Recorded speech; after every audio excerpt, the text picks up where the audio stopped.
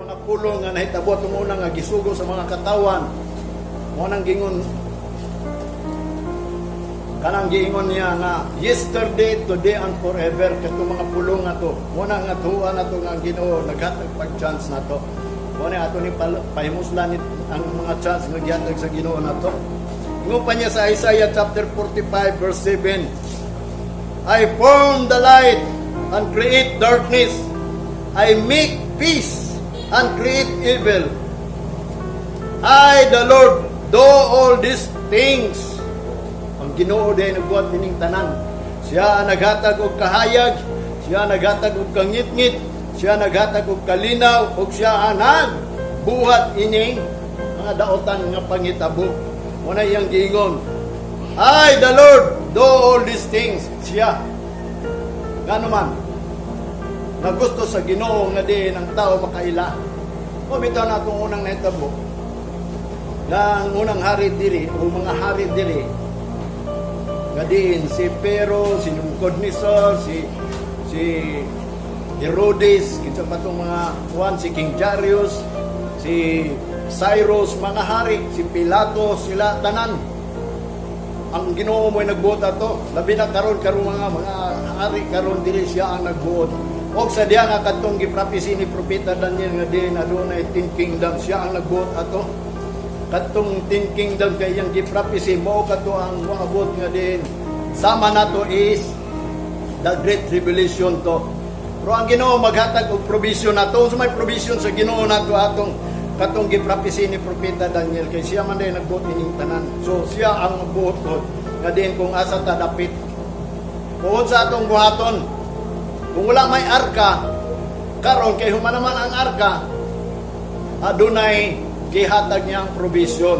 Ato ning tanawon usa ka picture.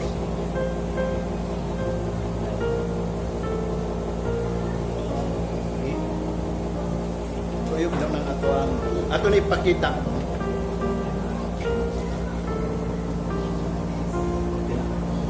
Mao ni ang picture nga ako ang ipakita ninyo. Atong unang panahon, ang arka, sunod ang cross, o ang karon kanato ang templo. Morning gingon, letter A is ark, letter C is cross, and letter T is temple. Munang meaning sa tulukapan, act na siya, the act of salvation. Aron kita makapuyo ning New Jerusalem. Mobit ang rapturon ta diri sa church. Aron moadto ta sa New Jerusalem. Kay ang New Jerusalem manaog na diri. Within 1,000 years magpuyo ta kung kita makasulod sa church. Kay mao ni ang iyang provision. Pero kining church spiritual lang ni. Kani literal.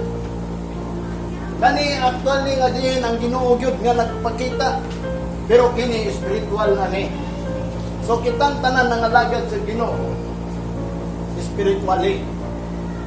Kung kaning church gisulti na niya nga atong una mao ni ang templo nga gibuhat ni Solomon sa dapit sa lugar sa siyudad ni David ng Jerusalem.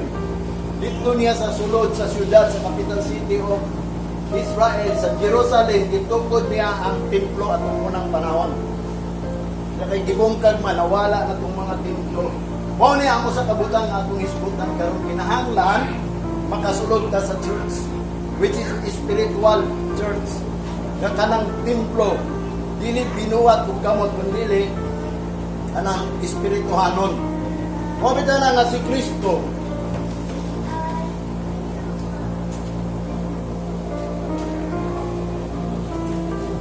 naghatag ka nato og usa ka gitawag niya og comforter nga maong espiritu. Mao na mugiya og mutudlo nato sa diya nga mahitabo ning gitawag og Great Revelation.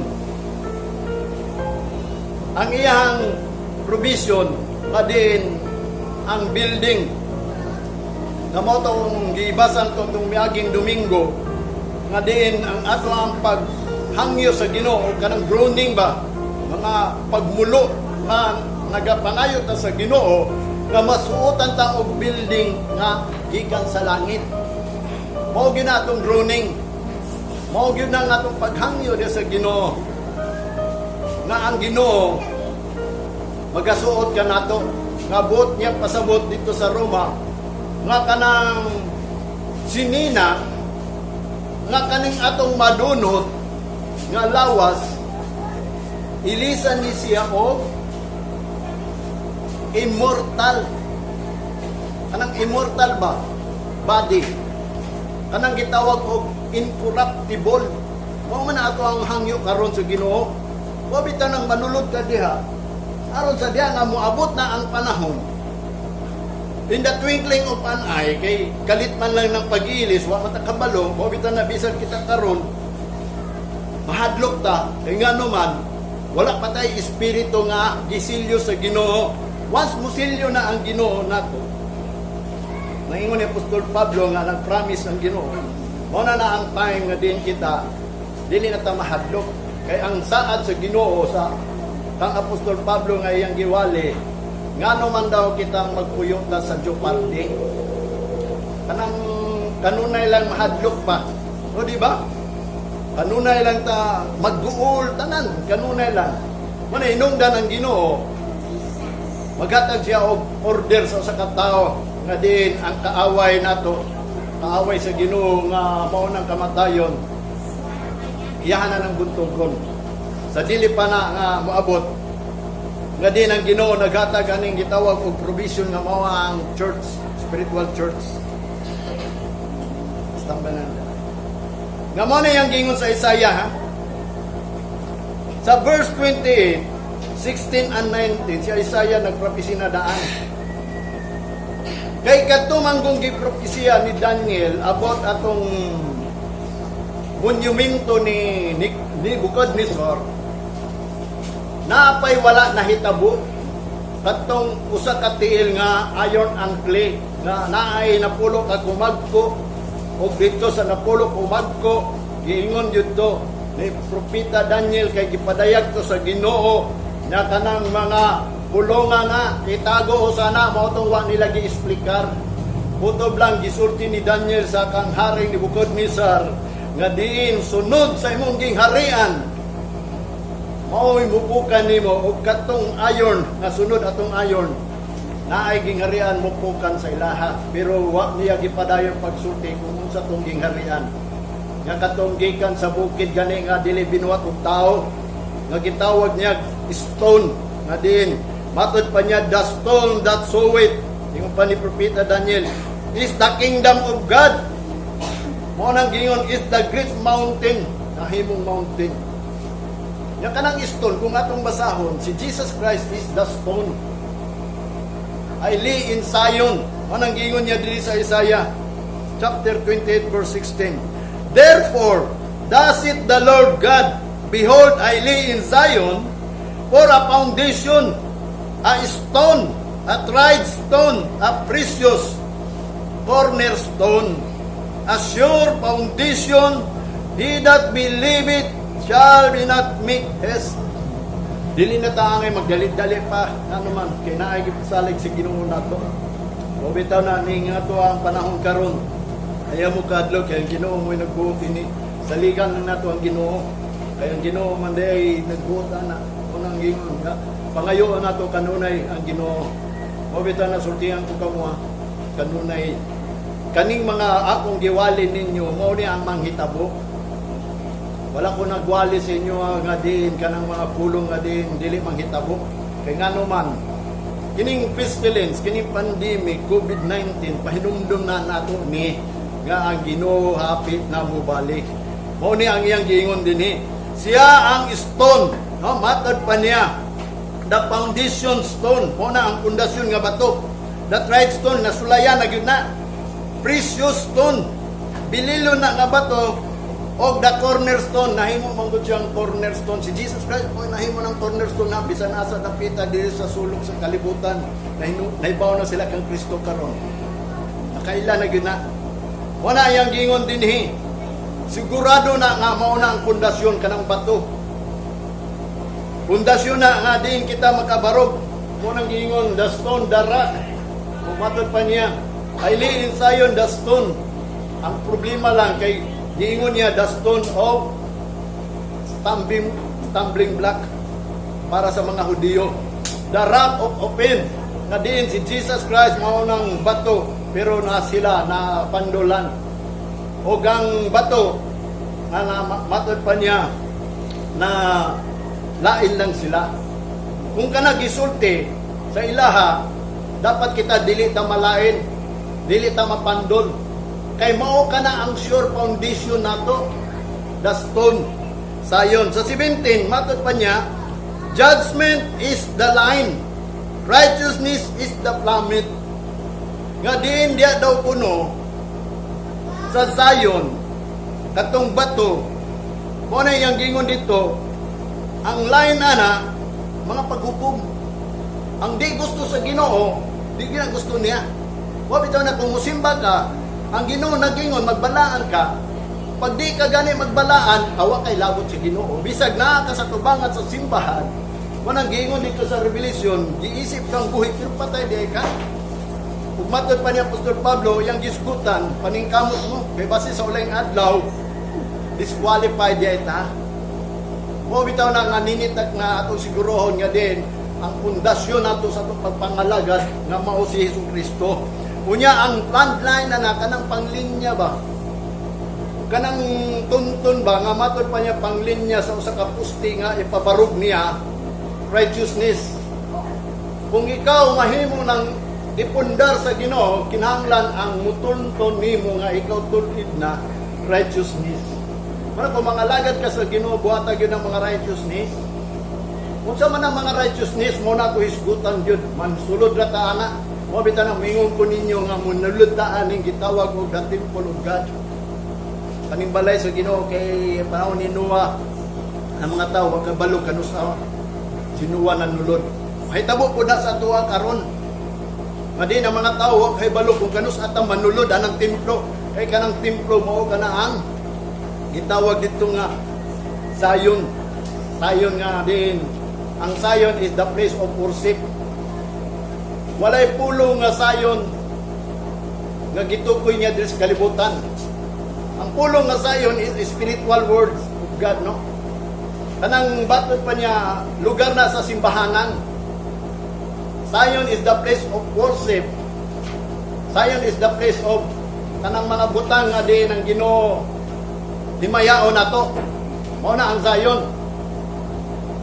Kung atong sabton ang tanang simbahan, gitawag na unta og Zion.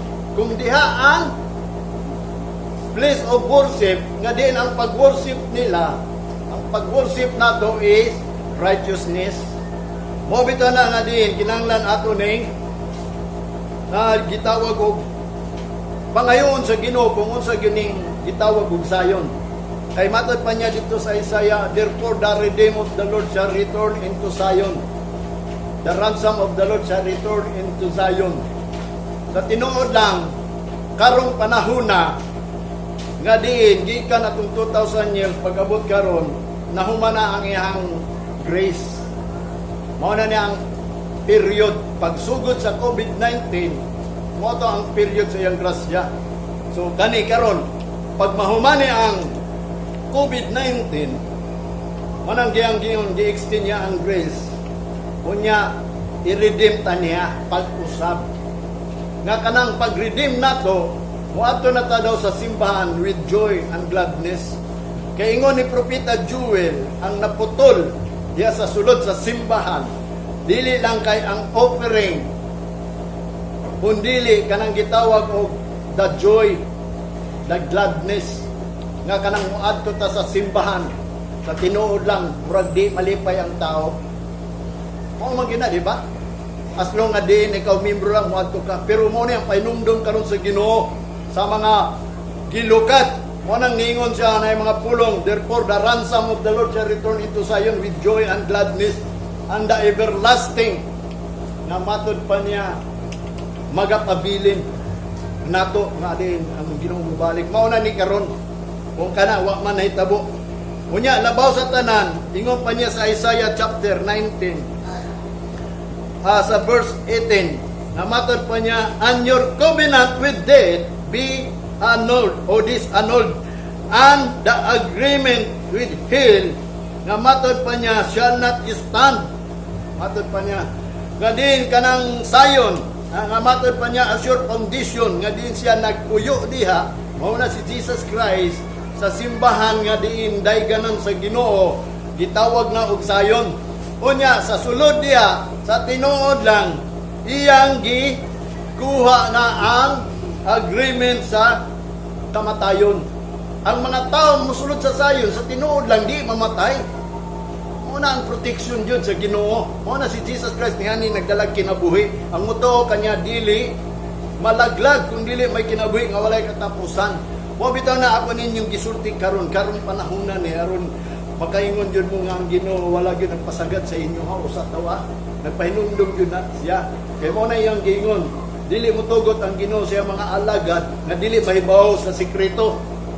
I-reveal yun niya tanan una ta mo adtog langit. Mao bitaw na hinungdan ka ng mga revelation gipadayag sa ato aron do na tay buhaton. Nga matod pa niya kumusulod daw ta sa Zion, wala na ang agreement nato kanang muoyo na ta nga mamatay lang gyapon ta. Nga muingon ta mo gamit ta ng pulong, it is appointed unto man once to die. Kana painumdum lang na sa tao kay basi unyag nakalimot siya nga siya mamatay ra. O bitaw na si Kristo o ang Ginoo naghatag og lugar nga Zion unya iyang gi-annulled o disannulled nang gitawag og agreement of kanang atuang kamatayon. Kay matod pa ni Apostol Pablo, hatagan ta niya immortal ba, incorruptible, kanang dili malaglag ba, kay mo ato gutag langit. Mo na ang uta nakakanus ama na, mo na ning takna karon pahinumdum niya nga musulod yung tanang church. Ay wa pa man ta kasuludan ng church.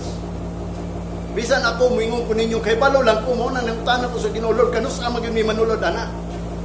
Nga ang iyang giingon diri sa Isaiah nga ang linya ang mga paghukom.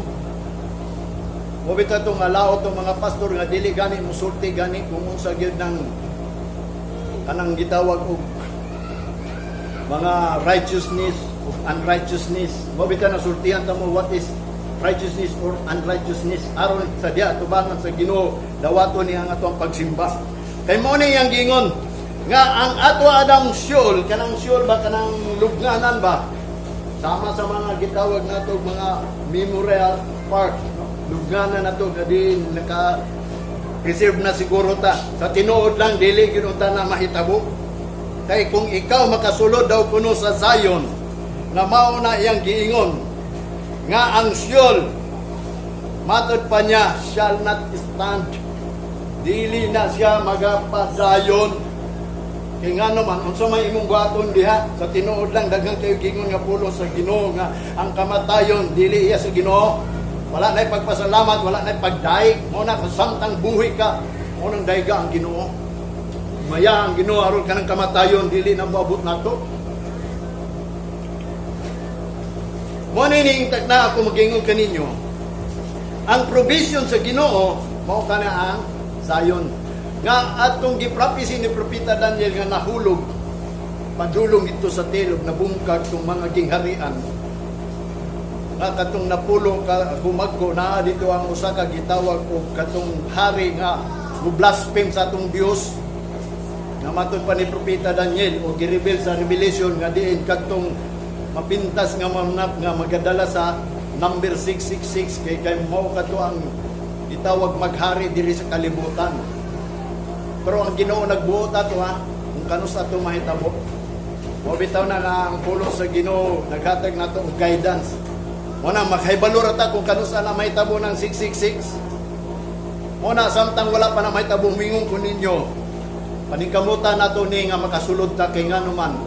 Mingon ka ba nakasulod na ba tayo ini? Wala pa. Di nga naman, wala pa matalo ka ta sa Ginoo. Kay kining pandemic, usani ka gitawag sa Ginoo og punishment. Dini kalibutan nato. Pagsilot nya gibisitahan ta sa Ginoo aron pasayloon ta ug labaw sa tanan ang iyang pagbisita aron lokaton na pugtag usab. Mobita na ang Ginoo naghatag og gamayng time, short time Manang giingon niya, moment, little, short, a while. Manang giingon, naay gamay nga mga panahon nga diin una mahitabo ning Great Tribulation. Mo bitaw na kanang mga moment, kanang mga little, mga short time nga gihatag sa Ginoo di sa pulong sa Ginoo. Mo na tong pahimuslang kay ambot pasabot ana, gitagaan ta niya chance nga diin mataw ka pag-usab. Kay sa tinuod lang na himot ang Kristohanon, wa man ta nagtawo pag-usab. Unya kanang wala mataw pag-usab, dili man makasulod sa gingharian sa langit. Kaning templo, kung atong tan-awon sa pulong sa Ginoo, nagisgot niya about sa balay sa Ginoo. O kanang mga kasimbahanan, mao na ang gitawag og templo sa Dios. Puy-anan na unta sa Dios kung ang mga tao diha nagbuhat og righteousness. Kay ang judgment sa Ginoo is righteousness. Ang iyang plumb-line, ang iyang gibasihan sa mga Kristohanon nga nangalagad sa Ginoo is righteousness. Mo na nga ang Ginoo nagbisita nato tungod kay ang righteousness. Mo nang gingon ni Jesus Christ, pangitaan ninyo ang gingharian sa langit ug ang iyang pagkamatarong. Ug ingon ni Apostol Pablo sa Corinto, ang kingdom sa Ginoo mao kana ang pagkamatarong, dili kalanon, dili ilimnon, kundi pagkamatarong, kalinaw ug kalipay. Mao ba na ang ato ang gibuhat diri sa simbahan? Aduna ba tay pagkamatarong, aduna ba tay kalinaw, aduna ba tay kalipay? Wala man, di ba? Mao na ni karon. Mao na isgutan ta nato ni nga pumanit at dinhi kinahanglan adun tay kalipay. Abi nimo gabi adunay ni plus ako samtang natulog ko. Naamang gyud kay mga damgo matag gabi kay mao man ang pagbukbo sa Espiritu Santo. Makakita gyud kag damgo. What? Gani makakita kag damgo dautan man nagmadili ang Ginoo nagpahinumdum nimo. O na pangayo sa Ginoo nga ang Ginoo gyud magpa-remind nimo kanunay ikaw iya sa Ginoo kung magdamgo gani ka therefore nga din ang Ginoo nagpa-remind nimo. Do na pay damgo ni plus lang. Mo tong nakamato ko wala ko natulog. Nga din ang gusto day sa Ginoo is love and holiness. Nikalit lang yun na kusog pagkaingon love and holiness na ibong kung may love and holiness. Ang gusto sa Ginoo nga din buhato na nato ang love and holiness. Igugmao nato ang Ginoo ug magbalaan ta niya kay hapit na mobalik ang Ginoo. Mo bitan na ninitag na kining ato ang mga pulong karon guidance ni sa ato sa Ginoo. Ang Isaiah chapter 28 verse 16 ingon pa niya dito, Zion for a foundation, a stone, a precious stone, a cornerstone, a sure foundation. Mao gini ang sure foundation. Nga din mao kaniya ang provision sa Ginoo. Ang Zion gitawag na niya og place of worship. Anang place of worship mao na ang simbahan, mao na ang templo. Mao bitaw na kaning simbahan di gyud ta mobiya dinhi. Dunay balaod sa panahon ni Moses nga sabihan nga gibuhat ang tabernacle, ang templo sa Ginoo. Tung unang panahon kay tabernacle pamanto, sanctuary pamanto sa Ginoo, tabernacle. Una na nahimo ng templo nga gibuhat ni Solomon nga matud pa niya tabernacle sana. Tabernacle na gamay, portable nga church. Nga diin kadto nga gisugo to kang Moses sa mga katawhan nga matud pa niya pagtukod mo tabernakulo dito sa bungtod. Unya butangig bagtinganan sa panahon ug sa adlaw nga ipagpahulay bagtinga na nga matud pa niya dunay balaod ang dili mo adto mabutang sa kamatayon. Naa siya sa delikado nga kinabuhi kay nganuman. Ang dili daw mo adto mo isubo niya. Hangtod karon mao man na. Sa panahon daw sa adlaw sa Ginoo ang di mo adto sabat. Kay kanang sabat mo nagyatag nga pahulay sa tao. Mo bitaw na si Jesus Christ niingon siya ang sabat gibuhat para sa tao, dili ang tao para sa sabat. Kay ngano man sa diha nga natawo ka sa kalibutan gihatagan kag pahulay sa Ginoo. Mao na ang pahulay nga din nga kita makabaton og kalinaw, makabaton tag kalipay. Mao na ingon si Jesus Christ kung dili mo maghinulsol ug dili mo magpahulay, di gyud mo kasulod sa adlaw sa ipagpahulay sa Ginoo. Kay mo pahulay biya ang Ginoo. Iyang gibuhat ning kalibutan unong kaadlaw ingon pa sa Old Testament. Pag ikapito kaadlaw ni pahulay siya. So mo na inong sa Revelation dunay 1,000 years katang giingon nato dinhi nga mupuyot ta dinhi sa syudad. Gumutan na kaasa na dito sa Israel. Naam na sa Bible. dalon ta niya dito. Mo bitan ng rapture ta. Kay wa man tay sakyanan pa doon dito. Wa may mga shuttle bus, wala may mga sakyanan nga gibutan sa Bible nga manakay mo bus, manakay mo plano pa doon dito. In the twinkling of an eye, dalon na ta dito. Pagkahuman sa Great Tribulation, mabita na samtang mabot ang Great Tribulation, adunay provision sa Ginoo nga din mo na itong taguanan. Spiritual lang. Mabitaw na nga ayaw mo pagpakita nga din kamo. Mga tinuod, kunuhay nga Kristohanon, pinaagi sa mga bakbakan, sa mga dila. Ang Israelites, gingnan ni Jesus Christ, mga hypocrite.